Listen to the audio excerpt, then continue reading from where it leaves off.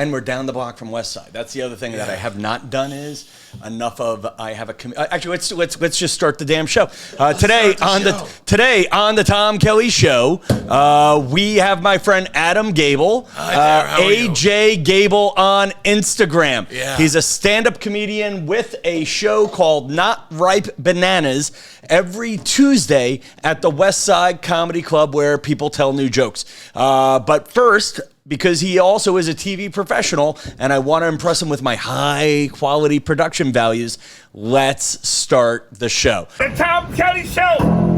Everybody, I want you to go to the Tom Kelly Show. I want you all to know.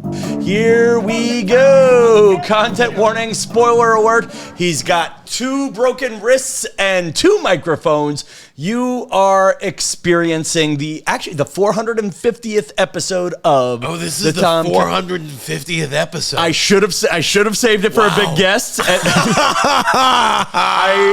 should have that's the greatest achievement in my career. Yeah, you've done it. This is like a hologram cover moment. Like if it was episode 450 of Spider-Man, if it was issue 450 of Spider-Man, it would be a hologram cover. I feel very good. And also they would have planned it and wrote it ahead of time. Yeah, exactly. They would have had a better. That just goes to show how badly organized your life is. Yeah, it is. And listen. So we'll just get into the quick 1, 2, 3 details of it.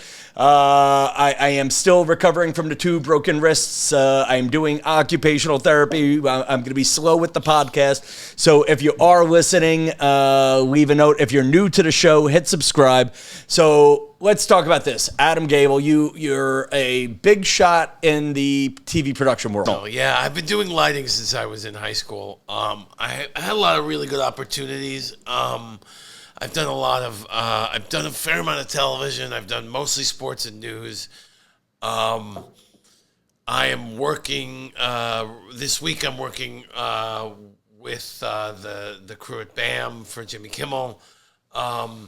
And I feel just really blessed to be able to do those kinds of things. And now here you are, like so many people who have a great job in entertainment or whatever, and you decide, I also want to be a performer. Well, I always wanted to be a performer, but I didn't. I went to a high school. I like to describe it as if the football department at the college from Revenge of the Nerds did theater in high school. So it was very competitive and very there was a strong faculty directive towards certain people, and they didn't like other people, and so I didn't really fit in very well. Now, I will acknowledge that I was a very weird, awkward teenager, as I am a very weird and awkward man. Yeah. So perhaps a lot of the not fitting in was my own fault. But they didn't really know how to use me when they're doing, Hello Dolly. They don't really know how to use. Well, with that voice does not. I would love to hear you do Hello Dolly in your voice. I kind of got I don't want to say reputation, but I did several parts in my high school that I was silent. Okay, and I had them too. We did the musical of My Favorite Year, and there's a character who doesn't speak, and that was me.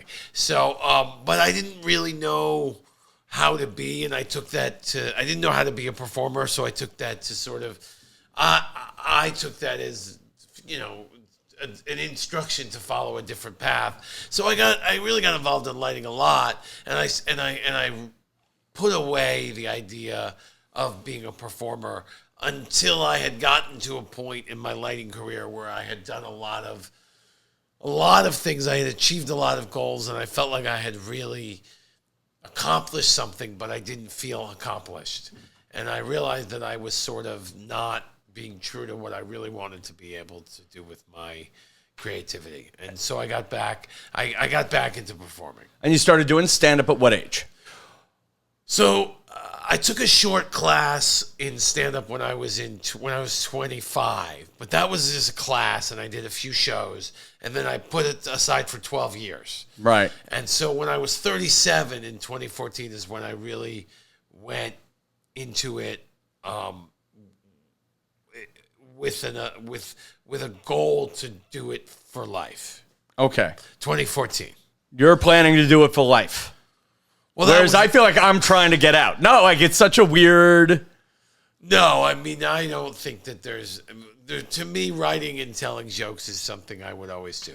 Okay. I would never not do that. That's a very powerful. I would never not do that. I mean, that's my day. It's my day. My day is, here's a situation where I'm with people who have a similar knowledge. You know, I'm working on the stage crew with people. We all know the same lighting things. So I can make a joke the same way I can make a joke about JanSport backpacks. I can make a joke about baby Fresnels. You don't know what that is. I know. Actually, I do know what a Fresnel is. Fair enough. But fair a lot enough. of people don't know what because that's the one with the glass that adjusts, right? No. But never mind. Then I wouldn't get it. But the fact that you knew, it was a light. That it was a light, you were okay. And it was British. It was British, right? No, it's French. Never mind. Still, strike two. But the fact that you knew, the fact that you were from my point is I can make a joke about that in a way that other people who have my same experiences would. Just like we were having a conversation about a Mr. Pibb joke. I mean, I was about to bring that up. A Mr. Pibb joke is, that's going to get laughs in fact, that segues me into at least a one joke I wanted to. So Adam has a show that gives comedians a chance to do a little bit more than an open. But actually, you describe it. I noticed that no matter where you are in your career, you need to be able to do comedy with Annette. Bands can practice in the garage and they can figure out what works and what doesn't work. Comics, we can't do that. We need an audience. You need an audience. And in the way, I'm going to go a little into the weeds here. You can cut it out if you want. In the 1960s, if you went to a nightclub and you didn't like the comic, you just sat and waited for the next comic. In New York in 2025, if a person sees two comics that they don't like, they're going to get up and leave. And so it doesn't matter where you are, and unless you're Chris Rock or Jerry Seinfeld or Chris DiStefano or somebody Zarnagarg, somebody that everybody knows, or a lot of people know, that people are excited to see, John Oliver, Jon Stewart, unless you're that person. If nobody wants to see you working on stuff. If you say things that aren't funny, the audience is just going to assume you're not funny. So you created an environment I created an environment where the audience trusts that the show is funny and that we book good comics who are funny, who we know are funny. And maybe this joke isn't funny, but that doesn't mean that they're not good. In New York, it's not an open mic night. You can't show up. Well, that's exactly right. Is that people don't? The other thing in New York is that people don't understand the term open mic. Open mic has nothing to do with the quality of the show. It just means you can get up. Anybody can go up. So the idea of a booked open mic, that's oxymoronic, because those are the booked and open. Those two words are contradictory. So it's not an open mic. It is a workout room. It's a booked workout room. Workout show, yeah. And we are very fortunate that we have had the kind of interest that brings in an audience. We've Zarnagarg, who's very successful, started doing the show early on, and she used to come all the time and helped us to develop an audience. And she'll come occasionally. Felicia Madison, the owner of the club, she's always performing there. She's always there. And, like Charles McBee, who is a writer for The Daily Show, came by just to hang out today, and we had an open spot because somebody was not going to make it, so we just threw him up. And, Adam Ferrara comes all the time, and Al Franken was working on his show for a while, and he came 3 or 4 times, and Elon Gold came. So we're very lucky that we have big names wandering big names coming in, and people like me who, I get to perform on a show. No, I don't want to say sure. It's not uncommon that I'm performing on a show with a bigger name in New York. That's just what happens. Clubs need big names and small names to fill out the show. That happens on Saturday night. But on Saturday night, if I'm on a show with John Oliver, I absolutely have to do the best that I possibly can. No, so and I got to do 12 minutes of established material. And it's funny, and that's part of why when you asked me as we were walking here from the club, which is down the block from my apartment, why are you having me on the show? By the way, I love doing your voice. I want to do Well, nobody does a better Adam Gabel than me. I'll tell you that. Nobody does a better Adam Gabel than me. Yeah, nobody does. But you said, Tom, why are you having me on the show? And I said, honestly, I want to be better friends with you. But the real reason deep down is I've had this. One of the things holding me back in my stand-up career is when I am getting booked, you kind of have to kill. Yeah. And the open mics are soul-sucking to the point where I'm done with them. Well, the New York open mic scene is very different than open mic scene in other cities. You go to an open mic at the Funny Bone outside of St. Louis, and there's 80 audience members there. They all paid $1. It's a Wednesday at 7:30. There's nothing else to do in the suburbs of St. Louis on Wednesday night. And, there's probably, I can't remember, it's like 15 or 16 comics. 8 or 9 of them are professional comics who just need somewhere to perform. And then you get guys like, I'm going to forget his name. So then you get, major comics from the area coming through all the time to do time. They go on in the, an hour into the show. They do 15 minutes. And the audience feels like they got a really good show, and a lot of local comics got an opportunity to try material in front of an audience that is a little bit more forgiving. But New York is not like that, because in New York, people just, they have a hard time sitting through something like that unless that's the attraction. And we've made it the attraction. Okay. So along those lines, I'll give you a few options of where to go with the podcast. Sometimes I try to get my guest to cry, but I feel like those podcasts are kind of over. Yeah, are you not a crier? Are you gonna pull out some onions? That's my question. No, but sometimes I'll get into the things of why do you want to be a comedian? Did your mom not love you? That kind of thing. But I'll try to hit the Mark Maron therapy notes, but I've kind of haven't done that in a while. You kind of have experienced it a little bit with me. I've become known for being Mr. Long Island lately. Yeah. So you're a Brooklyn guy. Yeah, I grew up in Brooklyn, but my father and my stepmother and my half-sister lived in Rockville Centre for a long, long, long time. What do you think of Rockville Centre, Long Island? I mean, it was, to me, it was a little bit like it was like Queens Plus, maybe. You know what I mean? Like a little bit more than Queens. I'm gonna give you a chance right now. Listen, when I clip this, if you have a wacky opinion on Rockville Centre, you're going to go viral. Now, maybe not for good reasons, but I feel like people have strong opinions about Rockville Centre. Strong. I feel like I didn't know this until I started doing these Long Island jokes, but I feel like Rockville Centre has become a place that is cool to hate if you're from the surrounding area. Yeah, I mean, I think the thing about Rockville Centre is the five towns are very bougie, but they're their own entity, and it's like, okay, well, we'll just leave them alone because it's all 5 of them are going to hang out. Rockville Centre just has no reason to be as bougie as it is. I mean, you're next to Hempstead. Really? Yeah, and do people from Rockville Centre think of themselves as like the 6th town of the 5 towns? I don't think so, because I think that the thing about the 5 towns is that it's all 5 of them, stronger as a team. You know what I mean? The 5 towns is greater than the sum of its parts. But, Rockville Centre is just its own thing. Okay, now this is a bit I need to work through for myself. I feel like I'm going to, I hope you don't mind me dragging you along for it. That's fine with me. Okay. Who's on first? I'm familiar with that. Oh, God. One. You know what's funny? I want to, while I pull it up, I want to thank you for the spot, because it's the first time I've actually worked out a couple of my jokes about breaking both of my arms. Oh, good. Well, I like to have people, it's fun to have somebody on who has just had some sort of kind of experience where they want to write about it because it's fresh and they can just do. Brian Scott McFadden came on the show right after, and I think he was a drop-in, came on and did the show right after he had gotten back from almost being bombed in Israel. Oh, God, yeah. I drove with him to a gig right after that, too. So he was jittery. It was about 2 weeks later, so he was more smooth, but he had a lot to say about it. Okay. And that was pretty fun to have him do that. But anyway. Yeah, no. And it's funny, when you have, actually, so my problem sometimes is when I have something to say about a life event, I'll say it, and it just comes out like bad politics or therapy. Yeah. And I felt, in fact, where's my is my set list? And I'll go through the joke that worked, and then the jokes that did, or quick.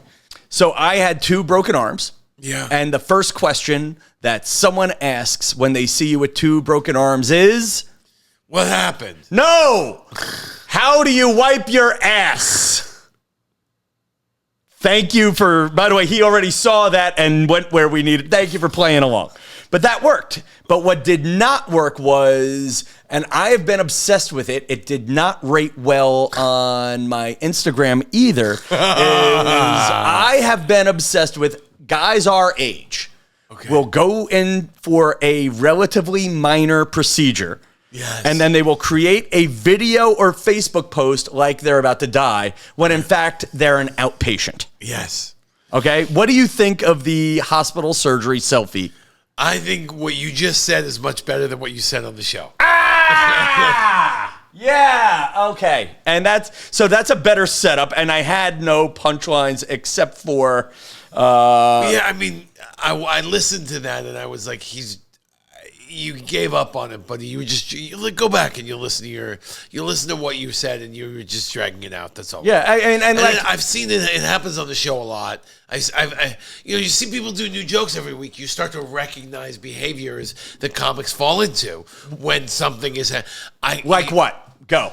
Well, like that is like I'm dragging. I'm not quite sure what the idea is, so I'm going to say 3 or 4 different ideas before I say the idea I'm looking for, which I do that sometimes. Another one is like you fuck up the word. Excuse me. You blow the wording on the punchline and don't realize it, and I know it because I know what you're going for, and it doesn't work, or the thing where you don't give the jokes enough opportunity. People get too hard on the joke sometimes. If it gets a B- laugh, that doesn't mean it's never going to get an A+ laugh. That just means the way you delivered it right there, and so people bail. They get also, and this almost happened tonight, but it didn't. There's like some running joke throughout the show. It happened with that guy and his wife in the first few comics. Okay. Where people would when something didn't work, they'd go back to the guy and his wife. And now you're getting laughs on that, but that's not really what we're here to do. Okay, that's thing too. And that's always my crutch. I go back to either crowd work or the through line. Well, the thing is this, is that I don't want to say you are, but you are very good at warming up an audience. Yeah, and I'm a great MC. You're a great and MC. And that's my crutch. And I don't have a problem with those kinds of skills during a regular set. It's fine with me. It doesn't plenty of hosts don't do crowd work. Plenty of hosts just go, "Hey, my name is Joe. Welcome to the show." They don't rhyme. Sorry.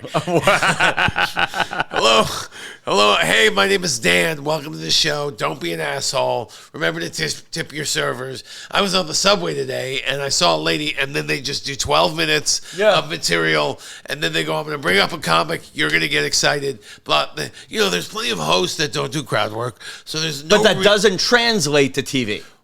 And fair enough. Other bookings. It's tough. My point that I'm making is that I don't have a problem with leaning on crowd work because it lends itself well to warm-up comedy. And it lends itself well to host. Sorry. It lends itself well to sort of being a host, like a not a show host, like a late night host, right? Yeah, the ability which to was talk my real dream. Right. But you're right. It doesn't lend itself. But it is. But I think it's funny. I think you were onto something relevant to our non-comedy audience there for a second. It's comedians, when they try a new joke and it starts to fall apart, they just bail out and stop. I'm going to say B, go to a reference in the room. Right. And then you're going to say C, crowd work, which is just suddenly being in the moment, which I am good at, but it doesn't translate into me furthering my art. Right. And what else are there other things? Well, there's something I usually, my crutch, because I'm very good at it, is self-deprecating, right? Like, I'll say something like, maybe that joke would work if it wasn't from such a guy who was so creepy, or, there's a lot of also, if I have been funny, if they've already laughed at something and they're willing to sort of go with where I am, then, and this was just sort of happening tonight, I could say, oh, that one was just kind of weird and they'll laugh at that, Or so self-deprecation is another one. But again, it becomes too many people, or the other one that people that, and you can get away with it once or twice on the show, but everyone does it. Oh, let's not forget new jokes, people. Ha ha. Yeah, we know it's new jokes. You don't have to remind me. Acknowledging that it's crap. And I'll also do the other thing. The crutch I need to get rid of. Yeah. Is saying it's the worst crowd of my life, which is also my whole friggin' act. Yeah. And this comes from just doing thousands of warm-up shows. Is the Tom Kelly act. Yeah. Is this crowd is the worst crowd of my life. Actually, I once told that I was in trouble with a boss at The View, and she's like, well, you're negative or whatever. And I'm like, listen, Julie or whatever the person's name was, I'm like, if I'm ever fired or I'm sick and I don't make it in and you need to do it, just take the microphone and no matter how good the crowd is, tell them they're the worst crowd you've ever seen and they could do better. Yeah. And that's how you do the show. Yeah. But again, does that further your art? I did it today. You had a great crowd. Yeah, and I had frankly, when you consider for the first time in a while, I did not. Oh no, I did do a couple of repeat jokes. It's fine. You but had a great time. but for the sake of this story, I tried a lot of new things and did not really I didn't go if you see me perform. I'll always do, I'm single and mom and dad got me Match.com. Right. I've been doing that joke for 20 years now, but it sets a character. Yeah. And I'm trying to get away from that character. But what I did, and I'll add to the list of things that people do when they're trying new things to self-sabotage, is I started blaming the room and saying I was doing even worse than I was. Right. Well, it's the same as the self-deprecation thing. Yeah. I think it depends on what it, look, I have built self-deprecation into my act to the point where I have jokes that are where I have come to expect a certain response from an audience and have developed. And look, I won't say anything if I don't think it's funny. I'm not one of these guys who's going to apologize for a joke. I tell every joke I have, I think the audience should laugh at. But I know that where I'm coming from a lot of the time, people can't relate to or they don't understand. So I have come to accept a certain amount of resistance to a lot of what I have to say, to some of what I have to say, let's put it that way. And often, because it's frequently the same kind of reaction on the same kind of joke, I will then develop a response line to that audience response that is even a bigger laugh than the initial joke. And that a lot of the time comes from doing these kinds of shows where the audience is sort of, it's weird because, you don't want on a primetime show, you never want the audience to call out. Listen to me. You never want the audience to call out. He said it, not me. But I'm with you. But you really expect on a primetime show, you expect just the constant laughter. That's what you're looking for. When I'm up there on the Saturday night, I'm just doing my jokes, and I just expect a good response to every joke. And maybe there's a self-deprecating line in there about how it's not going well or whatever, or how they don't like me, but it's understood to be in jest. This is the kind of show where you kind of really want an audience response that is more honest, more sort of judgmental, where they're not going to laugh at something if it's not as good as everything else. That's what you want, because I want to get rid of the B-. I want to get rid of the B- jokes that are never going to be A+ jokes and have them identify the B jokes that could be A jokes. Okay. So I know you have to wake up early tomorrow. Yeah. And I think you have given me so much, but I think there's a great... So I'm going to treat you as an expert for a minute. Okay, sure. I'm expert. Because of this once-a-week Tuesday show. Yeah. You are an expert at watching some of the best comedians in New York do new things with no safety net. Sure, or with a safety net. Okay, with what would you call I would call the show's a safety net. It's comedy with a net, because not Annette Funicello, comedy. Oh God! Wow. You know what's funny? My audience will get that. My audience will get an Annette Funicello joke. Holy crap. I love you. I love you for a Mickey Mouse Club. Right. What was she? The surfer movies? What were those? Yeah, Annette, Back to the Beach movies? Back to the Beach movies, yeah, with Frankie Avalon. Oh my God! Yeah, right. You're the first. We've done 450 episodes. Never an Annette Funicello joke. Yeah. So anyway, go back to your point. The point is that it's like you are on the trapeze, but if you screw up and you miss, instead of falling to your death, you land in a net. Okay. Or on a net. Or on a net. Now, with your experience, is there a way you can convert maybe some of what we've just talked about to give advice to a non-comedian who is looking for ways to find creativity in that which they do? Or to try something new? Do you have advice for people who are trying to try something new?